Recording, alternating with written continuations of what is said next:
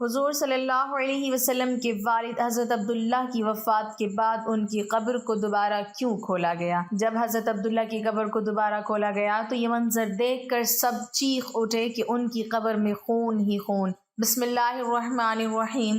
حضور صلی اللہ علیہ وسلم کے والد کی وفات۔ حضور صلی اللہ علیہ وسلم کے والد حضرت عبداللہ کو اللہ تعالیٰ نے بہت زیادہ خوبصورتی عطا کی تھی۔ جو بھی انہیں دیکھتا اپنے دانتوں تلے انگلیاں دبا لیتا تھا، اسی لیے مکہ والے بھی آپ سے بہت محبت کرتے تھے، کیونکہ حضرت عبداللہ اپنے چہرے کی خوبصورتی کے ساتھ دل کے بھی بہت اچھے انسان تھے۔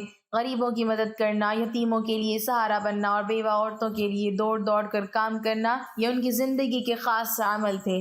حضرت عبداللہ کے چہرے پر ایک نور چمکتا تھا جو اس بات کا اشارہ تھا کہ یہ ایک ایسے نبی کے باپ ہیں جو ساری دنیا سے گمراہی کو ختم کرے گا۔ ایک دن حضرت عبداللہ بازار سے گزر رہے تھے کہ ایک بہت مشہور جادوگر عورت نے حضرت عبداللہ کو اپنے پاس بلایا۔ وہ جادوگر عورت بہت زیادہ خوبصورت تھی اور اپنے علم و ہنر کی وجہ سے لوگوں میں مشہور بھی بہت تھی۔ اس نے حضرت عبداللہ سے کہا کہ اے عبداللہ، تمہارے باپ نے زمزم کا کنواں کھودتے ہوئے نظر مانی تھی کہ ایک لڑکے کو ذبح کریں گے، پھر تمہارا نام آ گیا لیکن تمہاری جگہ سونٹوں کو ذبح کیا گیا۔ آج میں تمہیں سونٹ اس بات کے بدلے میں دوں گی کہ تم میرے ساتھ ایک رات گزار لو۔ حضرت عبداللہ نے کہا، ارے نہیں نہیں، یہ گناہ کی بات ہے، میں ایسا ہرگز نہیں کر سکتا۔ مجھے مرنا گوارا ہے لیکن یہ برا کام کرنا میں کبھی گوارا نہیں کر سکتا۔ اور پھر حضرت عبداللہ وہاں سے اپنے گھر کو چلے گئے۔ کچھ دنوں کے بعد حضرت عبد المطلب نے اپنے بیٹے عبداللہ کی شادی مدینہ کے ایک بہت اونچے خاندان کی لڑکی حضرت آمنہ سے طے کر دی، اور پھر کچھ دنوں کے بعد دونوں کی شادی ہو گئی اور حضرت عبداللہ حضرت آمنہ کو لے کر اپنے گھر آ گئے۔ اسی دن شام کو حضرت عبداللہ کو وہی جادوگر عورت بازار میں پھر سے ملی اور وہ کہنے لگی، اے عبداللہ، میں بدکار عورت نہیں ہوں بلکہ میں ایک شریف گھرانے سے تعلق رکھتی ہوں۔ میں نے اس دن جو تم سے کہا تھا کہ میرے ساتھ ایک رات گزار لو، وہ صرف اس وجہ سے تھا کہ میں یہ تمہارے ماتھے پر آخری نبی کا نور دیکھا تھا۔ میں چاہتی تھی کہ وہ نور میرے بطن میں آ جائے اور میں اس نبی کی ماں بن جاؤں، لیکن تمہاری بیوی آمنہ اس میں بازی لے گئی۔ حضرت عبداللہ اپنی بیوی آمنہ سے بہت زیادہ محبت کرتے تھے۔ حضرت آمنہ بھی بہت زیادہ خوبصورت تھی۔ شادی کی 2 مہینے بعد ایک رات حضرت عبداللہ نے اپنی بیوی آمنہ سے کہا کہ اے آمنہ، مجھے 3 دنوں کے بعد ملک شام کی طرف کاروبار کے لیے سفر کرنا ہے تاکہ کچھ پیسے کما سکوں اور اپنے پیدا ہونے والے بچے کے لیے کچھ چیزوں کا انتظام کر سکوں۔ حضرت آمنہ نے کہا کہ آپ چلے جائیں گے تو میں اکیلی کیسے رہوں گی؟ مجھے آپ کے بغیر بالکل بھی اچھا نہیں لگے گا۔ حضرت عبداللہ کہنے لگے کہ اے آمنہ، تم پریشان نہ ہونا، میں بہت جلدی واپس آ جاؤں گا اور تمہارے لیے خوب اچھے اچھے تحفے لے کر آؤں گا۔ اور پھر 3 دنوں کے بعد حضرت عبداللہ نے اپنے سفر کا سامان تیار کیا اور اونٹ پر بیٹھ کر ملک شام کی طرف چل دیے۔ جب وہ گھر سے نکل رہے تھے تو حضرت آمنہ دروازے کے پاس کھڑی اپنے شوہر کو امید کی نظروں سے دیکھ رہی تھی اور آنکھوں میں ان سے کہہ رہی تھی کہ جلدی آنا، مجھے آپ کے بغیر بالکل بھی اچھا نہیں لگے گا۔ حضرت عبداللہ کا اونٹ چلتا جا رہا تھا اور حضرت آمنہ دروازے پر کھڑی اپنی محبت کو دور جاتا دیکھ رہی تھی۔ حضرت عبداللہ 10 لوگوں کے قافلے کے ساتھ ملک شام کی طرف روانہ ہوئے۔ راستے میں ان کی طبیعت خراب ہو گئی اور مدینہ ہی میں اپنی نانی کے گھر رک گئے۔ وقت تو گزرتا گیا۔ حضرت آمنہ ہر روز اپنے شوہر کا انتظار کرتی اور ہر آنے جانے والے سے ان کی خبر معلوم کرتی کہ میرے شوہر عبداللہ کب آئیں گے، لیکن ان کو کوئی صحیح جواب نہ ملتا۔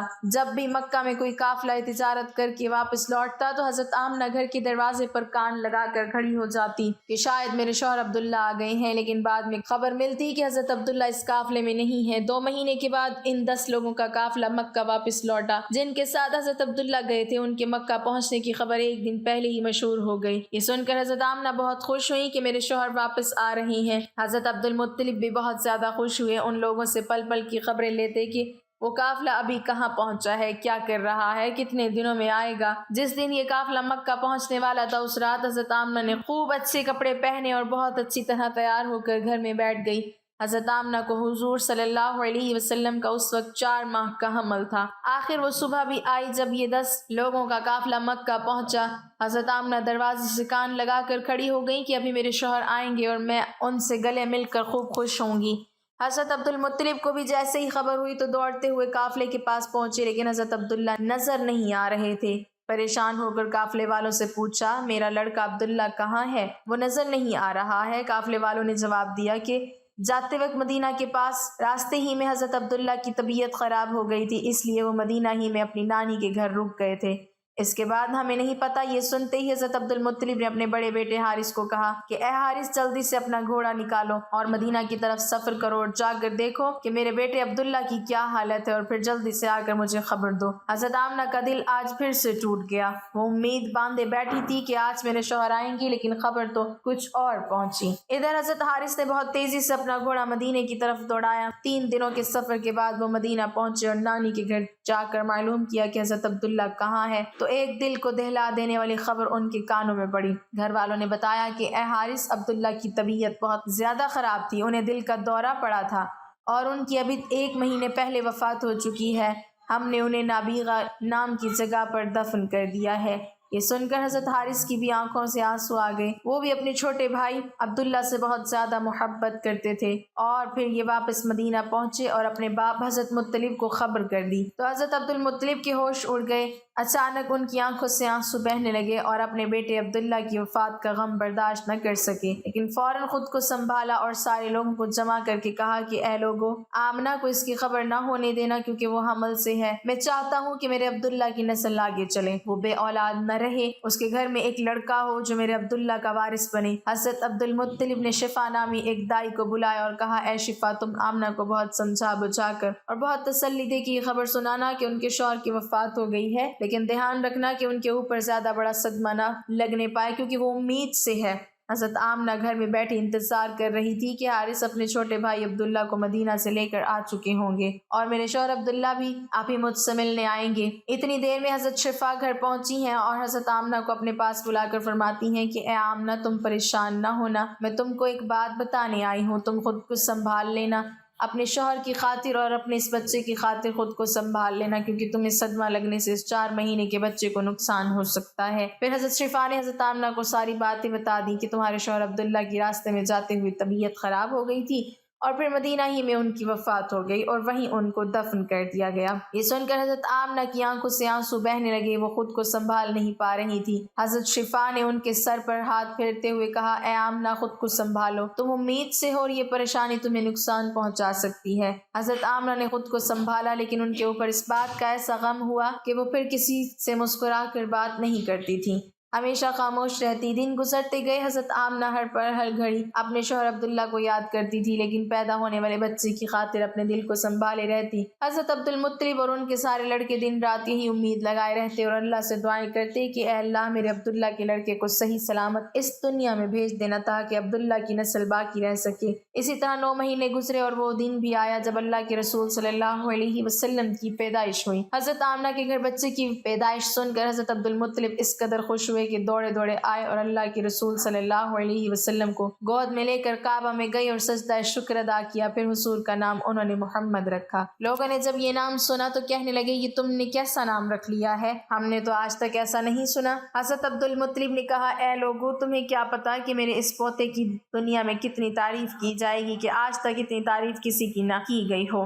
حضرت عبداللہ کے سارے بڑے بھائی حضور صلی اللہ علیہ وسلم کی پیدائش پر بہت خوش ہوئے، یہاں تک کہ ابو لہب کو جیسے ہی اس کی نوکرانی نے آ کر خوشخبری سنائی کہ اے ابو لہب، تجھے بھتیجا مبارک ہو، تو ابو لہب اتنا زیادہ خوش ہوا کہ اس نے اپنی نوکرانی کو کہا کہ جا، آج سے اپنے بھتیجے کی پیدائش کی خوشی میں نے تجھے آزاد کر دیا۔ انتقال کے وقت آپ کی عمر 25 یا 28 سال تھی۔ حضرت عبد المطلب نے آپ کے بھائی حضرت زبیر بن عبد المطلب کو مدینہ بھیجا اور وہ ان کے جنازے میں شامل ہوئے اور انہیں دارالنابغہ میں دفن کیا گیا۔ حضرت سیدہ آمنہ خاتون کے لیے شوہر نامدار کا ثانیہ ارتحال ناقابل برداشت تھا کہ ابھی شادی خانہ آبادی کو عرصہ ہی کتنا گزرا تھا۔ آپ کے قلب انور پر اس صدمے کا کس قدر اثر ہوا، اس کا اندازہ آپ کے ان اشعار سے ہوتا ہے۔ حضرت آمنہ فرماتی ہیں ہاشم کا ایک فرزند مدینہ منورہ کی جانب جا کر چاند کی طرح چھپ گیا۔ وہ لحد میں بہادر جوانوں کے شور و غل یعنی آہ و بکا کے ساتھ جا کر سو گیا۔ مراد یہ کہ لوگوں کو روتا چھوڑ کر موت نے جو ہی اس کو پکارا، اس نے فوراً لبیک کہہ دیا۔ افسوس کہ ہاشم کے اس فرزند کی نظیر موت نے اب دنیا میں نہیں چھوڑی۔ اس کے دوست شام کے وقت اس کی لاش کو اٹھائے جا رہے تھے اور وہ